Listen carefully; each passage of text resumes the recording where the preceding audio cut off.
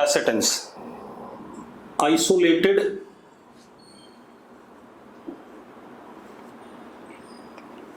Conductor और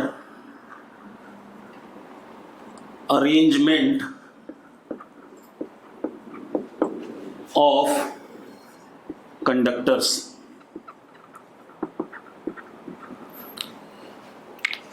isolated conductor या arrangement of conductors, ठीक है, कंडक्टर आइसोलेटेड हो या कंडक्टर्स का अरेंजमेंट हो, ठीक है, तो it can store some amount of charge or it can store electrostatic field energy in space around it या within some region formed by arrangement of conductors। तो मैं क्या कह रहा हूं बेटा आपसे कि isolated conductor या arrangement of conductors can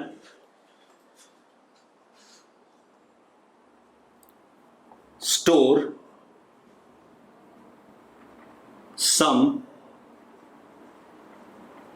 amount of charge or electrostatic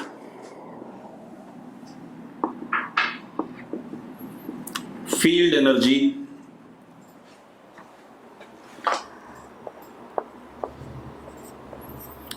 is stored due to such systems। कोई आइसोलेटेड कंडक्टर है या अरेंजमेंट ऑफ कंडक्टर है तो वो कुछ चार्ज स्टोर कर सकता है या क्या कह सकते हैं इलेक्ट्रोस्टैटिक फील्ड एनर्जी स्टोर कर सकता है। क्लियर है इतनी बात? ठीक है। अब तो कैपेसिटेंस कैसे क्या डिफाइंड है? Capacitance is defined as amount of charge that charge or electrostatic energy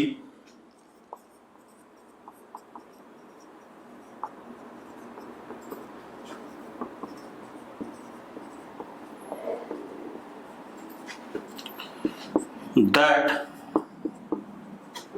can be stored by isolated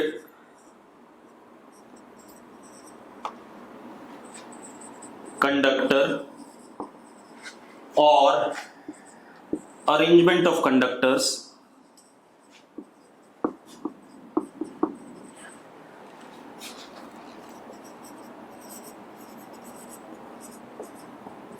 is referred as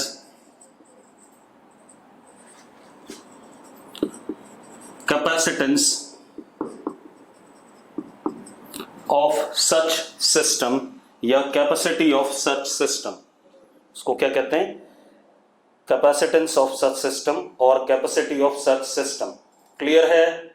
मैंने क्या कहा कि कोई कंडक्टर है आइसोलेटेड या कंडक्टर्स का अरेंजमेंट है, 2-3 कंडक्टर्स हैं, ठीक है। मैं क्या कह रहा हूं? कैपेसिटेंस मैंने चैप्टर स्टार्ट किया।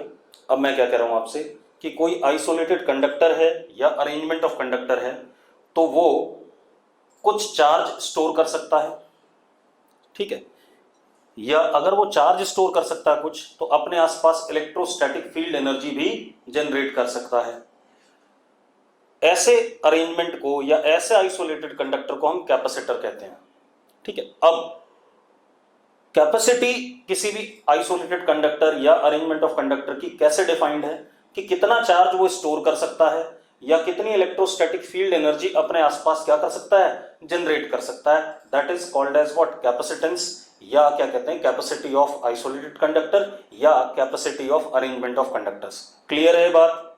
अब मजेदार बात देखो, मैंने क्या कहा आपसे कि कितना चार्ज कोई कैपेसिटर स्टोर कर सकता है या अरेंजमेंट ऑफ कंडक्टर्स स्टोर कर सकता है, इसको हम क्या कह रहे हैं, कैपेसिटेंस कह रहे हैं। या कितनी इलेक्ट्रोस्टैटिक एनर्जी कोई आइसोलेटेड कंडक्टर स्टोर कर सकता है या अपने आसपास प्रोड्यूस कर सकता है, या अरेंजमेंट ऑफ कंडक्टर प्रोड्यूस कर सकता है इलेक्ट्रोस्टैटिक एनर्जी, उसको हम क्या कह रहे हैं, कैपेसिटेंस कह रहे हैं। तो इसके हिसाब से क्या होना चाहिए, therefore unit of capacitance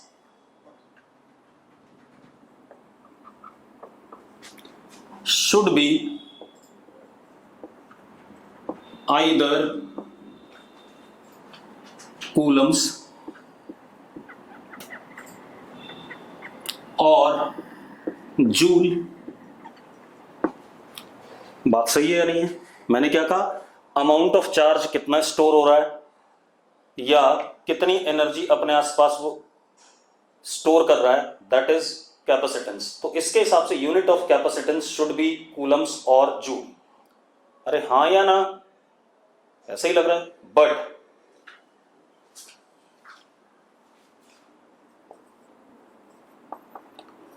it is not so.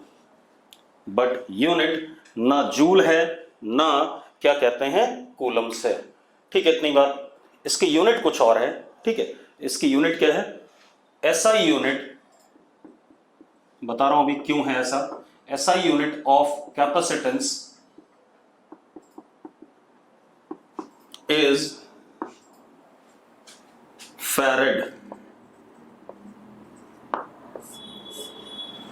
Is what, farad. ठीक है, इतनी बात। ऐसा यूनिट क्या है इसकी, फैरेड है। अब क्यों ऐसा है कि इसकी ऐसा यूनिट फैरेड है, जूल और कूलम क्यों नहीं है, अब इसके बारे में बात करते हैं। क्लियर है? चलो, तो सबसे पहले आप मेरी बात सुनो। अब मैंने एक आइसोलेटेड कंडक्टर लिया, किसमें, एयर में। इसके आसपास क्या है, एयर है। क्लियर है? मैंने एक आइसोलेटेड कंडक्टर लिया, इसके आसपास क्या है, एयर है। ठीक, अब मेरी बात ध्यान से सुनो। मैंने अगर इस कंडक्टर को चार्ज प्लस क्यू दिया, तो ये प्लस क्यू सारा का सारा सरफेस पे आ जाएगा। ठीक है, कुछ इस तरीके से कि sigma is inversely proportional to 1 upon radius of curvature.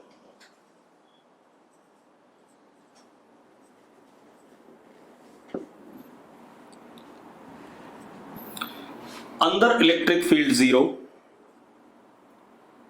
बाहर electric field not equal to 0, और electric field just near the surface will be sigma upon epsilon naught. पढ़ा है कि नहीं पढ़ा हमने ऐसा? हाँ या ना? E S is electric field just near the surface and E S just near surface. और एक और चीज बेटा, E S vector perpendicular to D S vector, sorry parallel to D S vector. Surface के परपेंडिकुलर, देखो ये छोटा सा ds हो गया और es भी यहां पर कैसा होगा, जस्ट ऐसे ही होगा, नॉर्मल टू द सरफेस और ds वेक्टर के पैरेलल। यस और नो? दूसरी चीज बेटा, कंडक्टर क्योंकि इक्विपोटेंशियल होता है तो कंडक्टर का बॉडी का पूरा पोटेंशियल vs और सरफेस का भी क्या, vs। हाँ या ना? ठीक है, अब इतनी बात हो गई। अब अगर हम फर्दर चार्ज देते हैं इसे, चलो ये तो Q आ गया था, कितना चार्ज आ गया था इस पे, Q आ गया था। अब अगर मैं इस पे फर्दर थोड़ा सा dq और लाता हूं, क्या लाता हूं, चलो vs ना क्या क्या पोटेंशियल v कह देते हैं बेटा, क्या कह देते हैं, v। कंडक्टर का पोटेंशियल क्या है, v है, सरफेस का भी v ही होगा। यस और नो? अब एक बात बताओ, अगर मैं फर्दर चार्ज डी क्यू लाता हूं तो वो चार्ज भी सारा सरफेस पे आएगा, जो बढ़ेगा वो भी सरफेस पे ही आएगा। कुछ इस तरीके से कि अंदर इलेक्ट्रिक फील्ड जीरो हो जाए, बाहर इलेक्ट्रिक फील्ड नॉन जीरो हो जाए, सरफेस पे इलेक्ट्रिक फील्ड सरफेस के परपेंडिकुलर और सिग्मा अपॉन एप्सिलॉन नॉट, नया सिग्मा आ जाएगा, सिग्मा क्योंकि चेंज हो जाएगा, चार्ज बढ़ गया तो। अरे यस और नो? तो अब एक और चीज, कंडक्टर का पोटेंशियल भी तो चेंज करेगा, और क्या करेगा, बढ़ेगा, क्योंकि पॉजिटिव चार्ज क्या कर रहा है, कंडक्टर पे बढ़ रहा है। अरे ठीक है ये बात, मैं क्या कह रहा हूं, क्योंकि पॉजिटिव चार्ज कंडक्टर पे बढ़ रहा है तो कंडक्टर का पोटेंशियल क्या करेगा, बढ़ेगा। तो हमने क्या कहा, Q is directly proportional to V. Q is directly proportional to V. जैसे जैसे Q बढ़ाऊंगा मैं, चार्ज बढ़ाऊंगा, ये वाला लाता जाऊंगा कंडक्टर के ऊपर, तो पोटेंशियल कंडक्टर क्या क्या करेगा, इंक्रीज करेगा।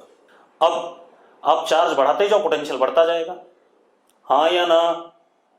ठीक है। अब मैंने क्या करा, Q प्रोपोर्शनलिटी हटा दिया, is equal to C into V, some proportionality constant, that is C। अब ये जो C है, this is capacitance of isolated conductor.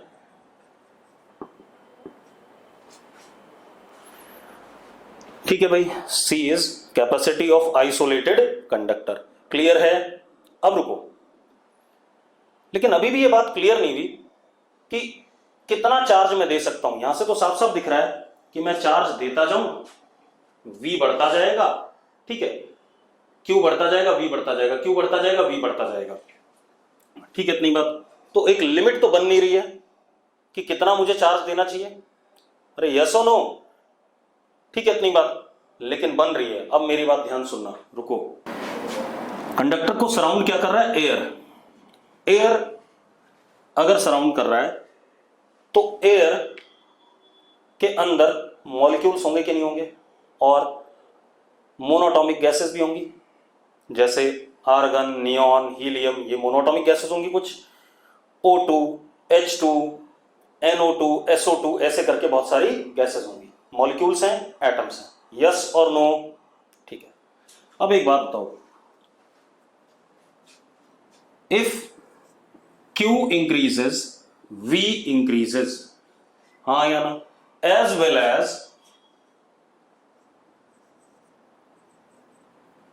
Sigma increases, therefore E just near surface also increases, yes or no? अब मेरी बात सुनो, यहां पर इलेक्ट्रिक फील्ड वेक्टर ऐसे डायरेक्टेड है। अब ध्यान से देखना भाई, यहां पर कोई एयर का मॉलिक्यूल था, एयर का कोई मॉलिक्यूल था, ठीक है, तो इलेक्ट्रिक फील्ड अगर इधर की तरफ डायरेक्टेड है तो उस एयर के मॉलिक्यूल के नेगेटिव, मतलब जो इलेक्ट्रॉन्स होंगे मॉलिक्यूल में, या एटम है, ठीक है, एयर का कोई एटम है, एटम के इलेक्ट्रॉन्स इलेक्ट्रिक फील्ड की तरफ आएंगे कि नहीं आएंगे। अब मैं क्या कह रहा हूं, ये हमारे पास एयर का कोई एटम है, मान लो हीलियम है, क्या कहते हैं, आर्गन है, कुछ भी है, तो जो शेल में, एटम के शेल्स में जो इलेक्ट्रॉन होते हैं उस पे इलेक्ट्रिक फील्ड का अपोजिट फोर्स लगेगा, तो इधर की तरफ होंगे, और जो न्यूक्लियस होगा थोड़ा सा दूसरी साइड धक्का दे दिया जाएगा, यस और नो? मतलब ये क्या हो गया, पोलराइजेशन ऑफ एटम्स और मॉलिक्यूल्स ऑफ एयर, और ये हर जगह हो रहा होगा इसके आसपास, ठीक है, इतनी बात, पोलराइजेशन ऑफ एटम्स और मॉलिक्यूल्स ऑफ एयर। अब एक चीज देखो, अगर ये E बढ़ रहा है तो इस नेगेटिव चार्ज पे अंदर की तरफ फोर्स ज्यादा लग रहा होगा और पॉजिटिव चार्ज पे बाहर की तरफ फोर्स ज्यादा लग रहा होगा। तो if E S increases on increasing Q, Q के बढ़ने पे ही ES बढ़ेगा, then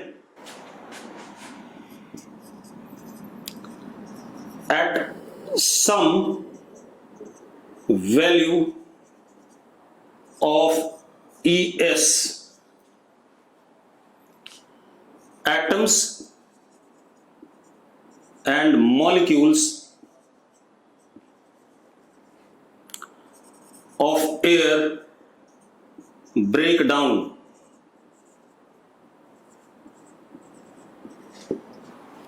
Atoms और molecules of air break down मतलब इलेक्ट्रॉन अलग हो गया और पॉजिटिव पार्ट अलग हो गया। अरे क्लियर है? क्योंकि फोर्स लग रहा था, कभी ना कभी टूट सकता है अगर इलेक्ट्रिक फील्ड बढ़ती जाए। ठीक है, इतनी बात। अब मजेदार बात देखो, ठीक है। Then at some value of ES atoms and molecules of air break down, मतलब कुछ एक पर्टिकुलर वैल्यू ऑफ ES पे अचानक ये एयर के मॉलिक्यूल्स ब्रेक डाउन कर जाएंगे। इलेक्ट्रिक फील्ड जिसके करस्पॉन्डिंग एयर के मॉलिक्यूल्स ब्रेक डाउन करेंगे is called as break down electric field. या पोटेंशियल ऑफ कंडक्टर जिसके करस्पॉन्डिंग एयर के मॉलिक्यूल्स ब्रेक डाउन करेंगे is called as what? Break down voltage. Clear है इतनी बात? तो मैं क्या लिख रहा हूं, electric field at which medium surrounding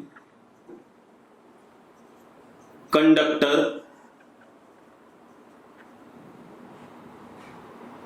gets breakdown या gets, हाँ breakdown ही लिख लो, is called as breakdown electric field।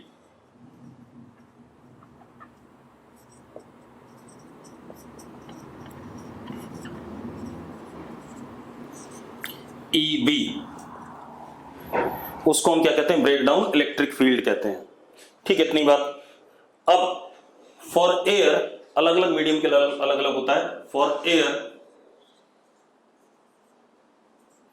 EB is equal to nearly 3 into 10 की power 6 volt per metre. Electric field की वैल्यू क्या होनी चाहिए? 3 into 10 की power 6 volt per metre. Clear इतनी बात? एयर के लिए है, किसी और मीडियम के लिए कुछ और होगा, किसी और मीडियम के लिए कुछ और होगा। ठीक है, वैक्यूम के लिए हम इनफाइनाइट मानेंगे। क्यों मानेंगे? क्योंकि वैक्यूम में यहां पर कोई मॉलिक्यूल्स ही नहीं है, तो किसको आए ब्रेक डाउन करेगा? किसी को ब्रेक डाउन ही नहीं कर पाएगा, तो कितनी भी इलेक्ट्रिक फील्ड लगा लो कोई है ही नहीं ब्रेक डाउन होने के लिए। तो for vacuum break down voltage या break down electric field can be can be infinite, but for air it is 3 into 10 की power 6 volt per metre. Clear है? अब मजेदार बात देखो। मजेदार बात क्या है कि एक पर्टिकुलर अमाउंट ऑफ चार्ज पे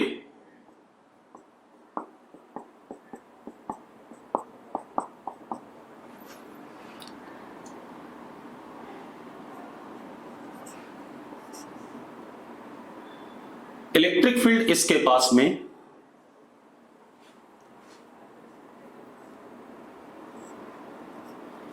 EB के बराबर हो गया। किसके बराबर हो गया? EB के बराबर। और जो हमारे पास मॉलिक्यूल्स थे, नेगेटिव अलग पॉजिटिव अलग हो गए। नेगेटिव अलग पॉजिटिव अलग हो गए। यस और नो? ठीक है, अब एक बात बताओ, ये जो नेगेटिव है मतलब EB वाली वैल्यू जस्ट आने वाली है, अब EB आया नहीं मान लेते हैं। अब अगर मैं इसको फर्दर DQ दूंगा तो तुरंत क्या आ जाएगा? EB आ जाएगा। EB आते ही ये टूट जाएगा, और टूटते ही ये नेगेटिव चार्ज फ्री है किसके ऊपर आने के लिए? कंडक्टर के आने के लिए, और ये किधर जाने के लिए? इन्फिनिटी पे जाने के लिए। यस और नो? जैसे एयर के मॉलिक्यूल टूटेंगे, मतलब हमने थोड़ा सा भी DQ बढ़ाया, तो इलेक्ट्रिक फील्ड की वैल्यू जैसी EB हुई, नेगेटिव अलग पॉजिटिव अलग। नेगेटिव किसके ऊपर आना चाहेगा? कंडक्टर के ऊपर। और पॉजिटिव कहां जाना चाहेगा? एयर का इन्फिनिटी पे, क्योंकि उस पर फोर्स बाहर की तरफ लगेगा और नेगेटिव पे अंदर की तरफ लगेगा। मजेदार बात देखो, जो आपने प्लस DQ दिया था उतना ही नेगेटिव DQ यहां से आ जाएगा, अगेन इलेक्ट्रिक फील्ड क्या हो जाएगी, ईबी से कम हो जाएगी।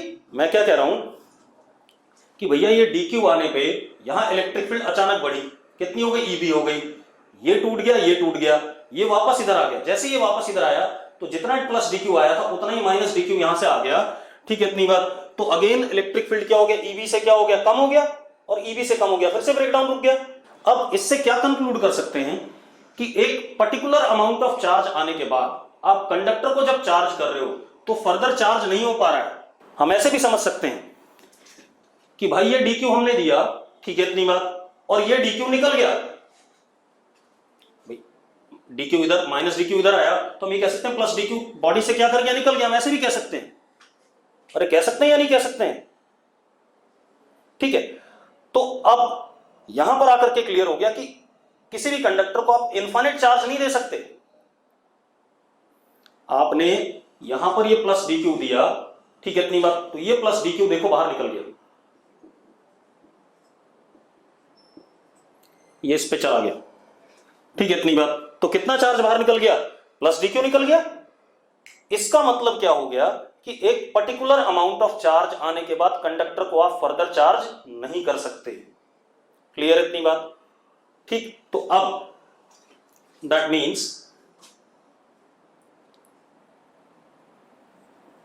After attaining some value of charge, if conductor is given charge further, it loses charge given to medium around it, medium को लूज कर गया। ठीक है, इतनी बात। अब एक बात बताओ, अब हम कितना चार्ज दे सकते हैं कंडक्टर को, किस किस फैक्टर पे डिपेंड कर रहा है? सबसे पहला फैक्टर, ठीक है, सबसे पहला फैक्टर है कि मीडियम पे डिपेंड कर रहा है कि मीडियम की ब्रेकडाउन इलेक्ट्रिक फील्ड कितनी है। यस और नो? ठीक है, अगर मीडियम की ब्रेकडाउन इलेक्ट्रिक फील्ड कम होती तो कम चार्ज दे पाते हम इसे, ज्यादा होती तो ज्यादा दे पाते। तो सबसे पहला फैक्टर हो गया amount of charge that can be given to conductor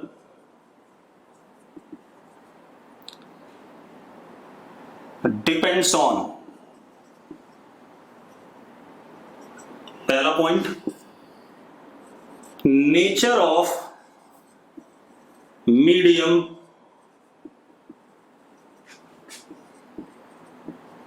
surrounding it.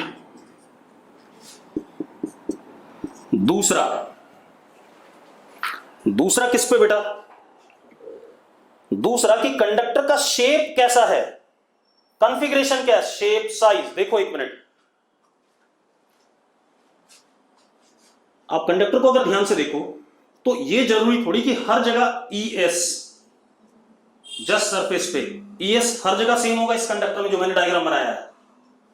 एक बात बताओ, सिग्मा, क्योंकि मैंने कंडक्टर नॉन यूनिफॉर्म बनाया है, सिग्मा अलग अलग जगह अलग अलग है या नहीं है? सरफेस पे सिग्मा अलग अलग जगह है, अलग अलग है। जहां पर सिग्मा सबसे ज्यादा होगा, सबसे पहले ब्रेकडाउन वहीं आएगा कि नहीं आएगा? ठीक है, तो इसका मतलब also depends on shape, size और कॉन्फ़िगरेशन ऑफ कंडक्टर। किस पे डिपेंड कर रहा है? शेप, साइज और कॉन्फ़िगरेशन ऑफ कंडक्टर। यस और नो?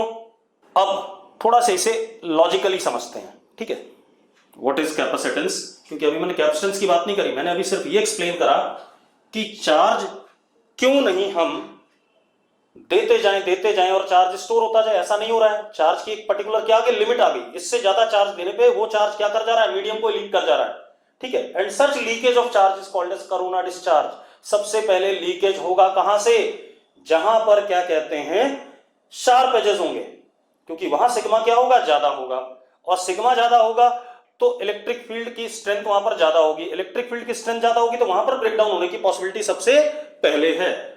अरे मेरी बात क्लियर है तो यस लिखो। अब जरा हम कैपेसिटेंस को लॉजिकली समझते हैं बेटा। अब सबसे पहले देखो, हमारे पास ये कंडक्टर है,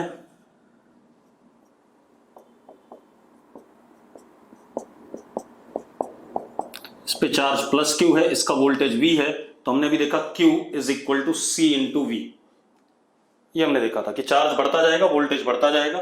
अब तो Q is equal to what, C, ठीक है। अब एक काम करो, आपके पास ये एक बाल्टी है,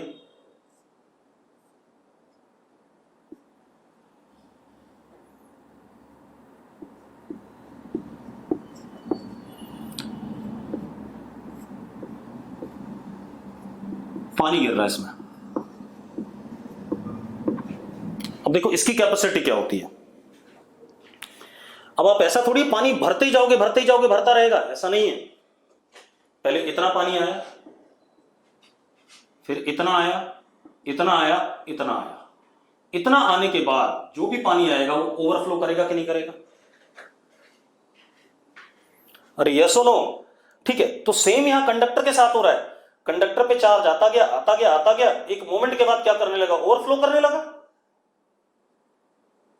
ओवरफ्लो मतलब मीडियम में बाहर चला गया, ठीक है। अब जरा देखो हमारे पास क्या आ गया, तो कैपेसिटी इस कंटेनर की क्या हो गई, इसका वॉल्यूम, ठीक है, इतनी बात। अब जरा देखो, अब हमारे पास क्या है, तो हम क्या कह सकते हैं, charge on conductor upon potential of surface of conductor is capacitance for isolated conductor. Charge on, क्योंकि बाल्टी का जो वॉल्यूम था वो चाहे कम पानी भरा हो चाहे ज्यादा पानी भरा हो, उससे वॉल्यूम को कोई फर्क पड़ने वाला नहीं था, वॉल्यूम इज व्हाट, फिक्स्ड। अरे यस और नो, ठीक है भाई। तो कैपेसिटी उसकी वॉल्यूम ही थी।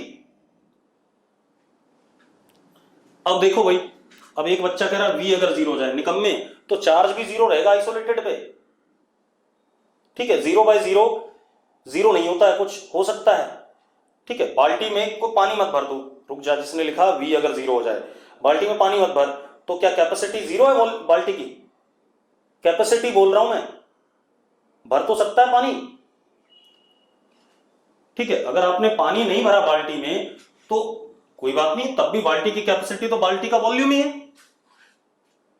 उसी तरीके से कोई भी कंडक्टर, उस पर चार्ज हो ना हो, वोल्टेज हो या ना हो, उससे कोई फर्क नहीं पड़ता भाई, ठीक है। तो हम क्या कह सकते हैं, Q अपॉन V इसका कैपेसिटेंस है, and capacitance do not depend on amount of charge और पोटेंशियल ऑफ कंडक्टर, इन दोनों चीजों पे डिपेंड नहीं करता भाई, ठीक है। इतनी बात, जैसे बाल्टी की कैपेसिटी, बाल्टी में कितना पानी भरा है इस पे डिपेंड नहीं कर रहा है, ठीक है। तो मैं क्या कह रहा हूं, एंड कैपेसिटेंस डू नॉट, देखो Q और V पे डिपेंड नहीं करेगा, ठीक है। किस पे डिपेंड करेगा, कि कौन सा मीडियम इस कंडक्टर को सराउंड कर रहा है, या इस कंडक्टर का शेप, साइज, कॉन्फ़िगरेशन क्या है। तो क्या कह सकते हैं, C depends on medium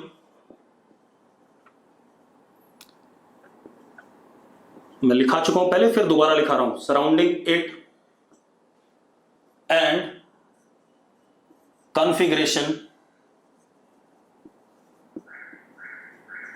of conductor, जैसे बाल्टी में पानी हो या ना हो उसकी कैपेसिटी फिक्स है भाई, ऐसे किसी भी कंडक्टर का कैपेसिटी या कैपेसिटेंस फिक्स है अगर वो किसी फिक्स मीडियम में रखा हुआ है। क्लियर है इतनी बात? मीडियम बदलने पे जरूर कैपेसिटी बदलेगी, कॉन्फ़िगरेशन बदलने पे जरूर बदलेगी, लेकिन कितना चार्ज दे रखा है, कितना क्या कहते हैं वोल्टेज, इससे कोई फर्क पड़ने वाला नहीं है। अब अगर हम यहां पर ध्यान से देखें तो एसआई यूनिट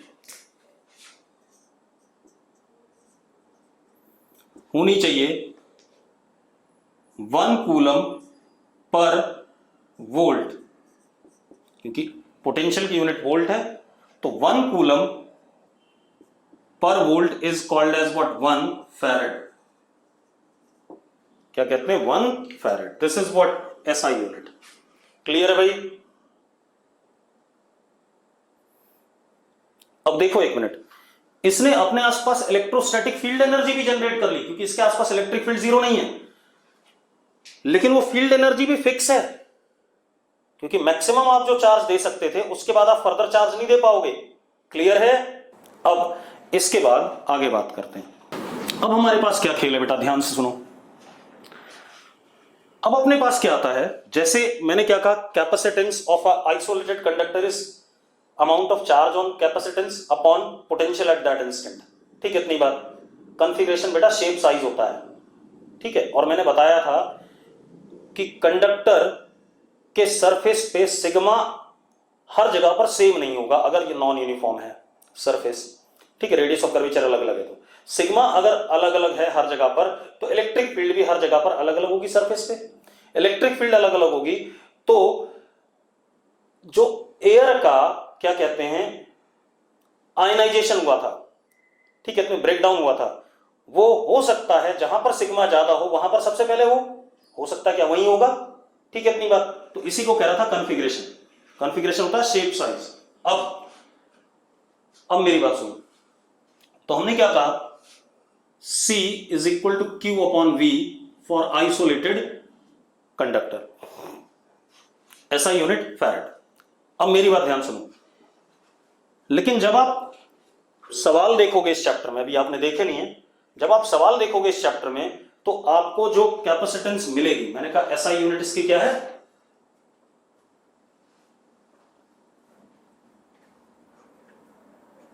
ऐसा यूनिट फैरेड। चलो अब एक काम करते हैं, टेकिंग, या रुको, capacitance of isolated spherical conductor. चलो पहले इसको निकाल लेते हैं तब बात करेंगे। मैंने क्या कहा, capacitance of isolated spherical conductor, ठीक है।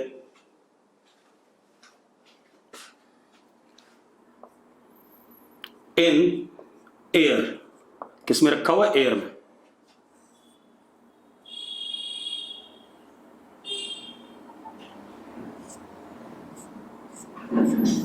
रेडियस इसका R, चार्ज मान लो Q, तो पोटेंशियल इसके सरफेस का K Q अपॉन R, या और अच्छे से लिख दें,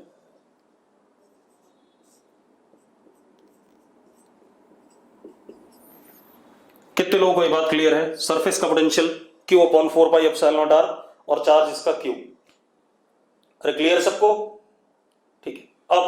अब आप कैपेसिटेंस जब लिख रहे हो तो by formula C is equal to Q upon V, तो C is equal to Q से Q कट जाएगा, कितना आ जाएगा, 4 पाई एप्सिलॉन नॉट R। आगे कि नहीं आ गया? अरे आ गया। चलो अब in any dielectric medium,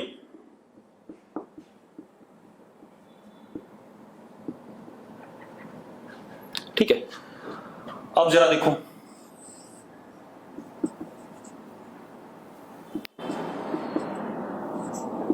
surface का potential Q upon 4 pi epsilon R, क्योंकि मीडियम की परमिटिविटी, इलेक्ट्रिकल परमिटिविटी अब एप्सिलॉन है, पहले एप्सिलॉन नॉट थी, अब एप्सिलॉन हो गई। यस और नो? तो अब जो सी आएगा दैट वुड बी मीडियम में, और ये किसमें? एयर में। C in medium is Q upon this कर दिया 4 पाई एप्सिलॉन आर। तो C in medium is 4 pi epsilon naught epsilon are r. ऐसा भी लिख सकते हैं कि नहीं लिख सकते हैं? अरे लिख सकते हैं या नहीं? ठीक है। अब तो C in medium is epsilon r times C in air for same configuration. ठीक है, अब ये बात क्लियर हो गई आपको। ठीक है, अब हम कुछ और सोचते हैं। मतलब आइसोलेटेड स्फेरिकल कंडक्टर के लिए कैपेसिटेंस हो गई 4 पाई एप्सिलॉन नॉट आर या 4 pi epsilon naught epsilon are R. Clear है? अब जरा देखो किस पे डिपेंड कर रहा था, आप खुद देखो। एप्सिलॉन पे डिपेंड कर रहा था, यानी कि मीडियम पे डिपेंड कर रहा था। और किस पे डिपेंड कर रहा था? रेडियस पे। रेडियस क्या? स्फीयर का कॉन्फ़िगरेशन। अरे यस और नो? ठीक है, मैं क्या कह रहा हूं, जो कैपेसिटेंस आई वो 4 पाई एप्सिलॉन इनटू आर आई। Epsilon means what? मीडियम की property. And radius means what? किसकी प्रॉपर्टी बेटा? Radius means configuration of conductor. अब मजेदार बात देखो,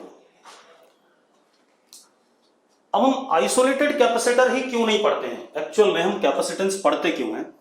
हमें अगर कहीं पर स्पेस में इलेक्ट्रिकल एनर्जी स्टोर करनी है और बाद में उसको यूटिलाइज करना है, मतलब इलेक्ट्रोस्टैटिक एनर्जी स्टोर्ड है, ठीक है, उसको हमें बाद में यूटिलाइज करना है, तो हम क्या करेंगे? कंडक्टर को चार्ज देंगे, उसके आसपास एनर्जी स्टोर हो जाएगी, और उस एनर्जी में अगर हम कोई टेस्ट चार्ज रखेंगे तो वो टेस्ट चार्ज अपने आप क्या गेन कर लेगा? काइनेटिक एनर्जी गेन कर लेगा। मतलब फिर वो काइनेटिक एनर्जी हम यूटिलाइज कर लेंगे कहीं पर। हमारा पर्पज ये होता है। अरे यस और नो? मैंने क्या कहा? कैपेसिटर एक अरेंजमेंट है आइसोलेटेड कंडक्टर का या कंडक्टर्स का, जिससे हम इलेक्ट्रोस्टैटिक एनर्जी स्टोर करते हैं कहीं पर। अब इलेक्ट्रोस्टैटिक एनर्जी स्टोर कर ली, वो रखी एनर्जी स्टोर्ड है हमारे पास, उसमें हमने टेस्ट चार्ज रखा, तो test charge will obviously gain what? Kinetic energy. वो काइनेटिक एनर्जी हम फर्दर यूटिलाइज कर लेंगे अपने किसी काम के लिए। ठीक है, तो अब कैपेसिटर का काम यही था। तो अभी हमने आइसोलेटेड कैपेसिटर की वजह से कैपेसिटेंस निकाल ली, लेकिन हम आइसोलेटेड कैपेसिटर यूज नहीं करते हैं, हमें अरेंजमेंट ऑफ कंडक्टर्स चाहिए होता है। ऐसा क्यों? देखो, we do not prefer isolated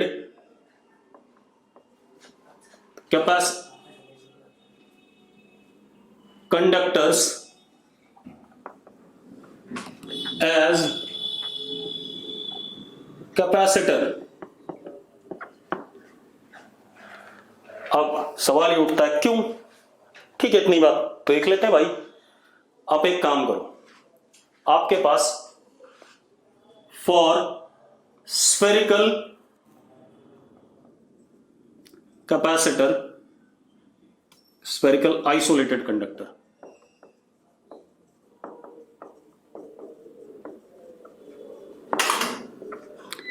C is equal to 4 pi epsilon naught r. ये निकाला था अभी आपने फॉर्मूला। आप एक काम कर लो, आप 1 मीटर रेडियस का एक आइसोलेटेड कंडक्टर ले लो, ठीक है, और उसकी कैपेसिटेंस निकालते हैं। तो मैंने क्या कहा? Suppose if R is equal to 1 metre, तो C is equal to 4 pi epsilon naught. ठीक है, इतनी बात बेटा। 1/4 पाई एप्सिलॉन नॉट होता है 9 इंटू 10 की पावर 9। तो यहां आ गया 1/9 इंटू 10 की पावर 9 इंटू 1 मीटर। इतना फैरेड आएगा कि नहीं आएगा? अगर इसको ध्यान से देखो तो इसका ऑर्डर 10 की पावर -10 या -11 का आ रहा है कि नहीं आ रहा है? यानी कि वेरी स्मॉल कैपेसिटेंस, इतनी छोटी कैपेसिटेंस। अब एक बात बताओ, अगर आपको पंखे में कोई कैपेसिटर चाहिए, ठीक है, जिसकी कैपेसिटेंस इसी के बराबर है, और आप आइसोलेटेड कैपेसिटर यूज करते हो स्फेरिकल, तो क्या आप पंखे के साथ में 1 मीटर की मेटल की बॉल भी लगाओगे? तो पंखा नहीं चलेगा। अब 1 मीटर की मेटल की बॉल इतनी भारी हो जाएगी, ठीक है, तो इसका कोई फायदा नहीं होगा। चलो और काम कर लेते हैं। मैंने क्या कहा, इफ वी कंसिडर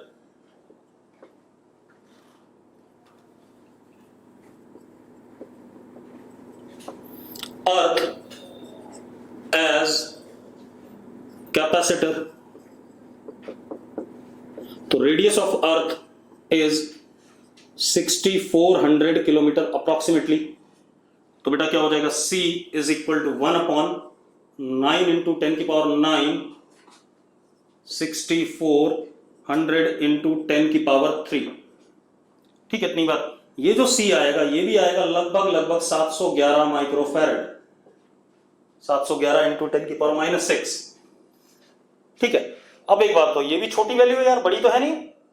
ठीक है, तो अब इसी वजह से हम आइसोलेटेड कैपेसिटर, क्योंकि आइसोलेटेड कंडक्टर्स की कैपेसिटेंस काफी छोटी होती है, ठीक है, तो हम उनको यूज नहीं करते हैं, ठीक है, फॉर प्रैक्टिकल पर्पसेस जहां पर हमें इन्हें यूज करना है। ठीक है, इतनी बात। तो हम क्या लिखेंगे, since C is very small for isolated conductors, therefore we do not use them in electrical circuits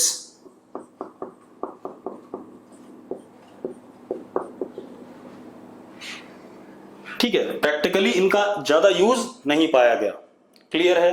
अब अगर इनका प्रैक्टिकल यूज नहीं है भाई, ठीक है, इतनी बात, तो हमें, क्योंकि कैपेसिटेंस हमें एनर्जी तो स्टोर करनी है इलेक्ट्रिकल, ठीक है, इलेक्ट्रिकल एनर्जी स्टोर करनी है, तो हम क्या करेंगे, हम कंडक्टर्स के अरेंजमेंट को यूज करेंगे, नॉट आइसोलेटेड कैपेसिटर, हम कंडक्टर्स के अरेंजमेंट को यूज करेंगे।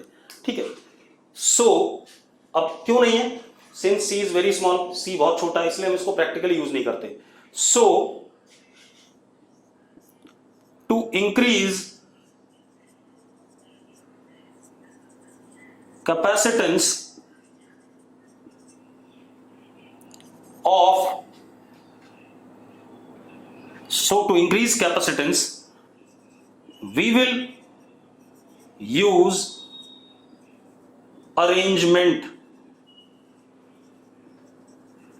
of conductors। हम क्या यूज करेंगे, अरेंजमेंट ऑफ कंडक्टर्स, ताकि हम कैपेसिटेंस को क्या कर सकें, बढ़ा सकें और प्रैक्टिकली यूज कर सकें। क्लियर है इतनी बात? ठीक है भाई। अब एक और चीज बेटा मिटा दूं जरा इसे। अब हम आते हैं अरेंजमेंट ऑफ कंडक्टर्स। ठीक है, इतनी बात। अरेंजमेंट ऑफ कंडक्टर्स में हम क्या करेंगे, हम जैसे कंसेंट्रिक स्फेरिकल कंडक्टर्स ले लेंगे, कंसेंट्रिक सिलिंड्रिकल कंडक्टर्स ले लेंगे, या पैरेलल प्लेट्स ले लेंगे। ठीक है, उनकी वजह से जो कैपेसिटेंस डेवलप होगी उसके बारे में बात करेंगे। क्लियर इतनी बात?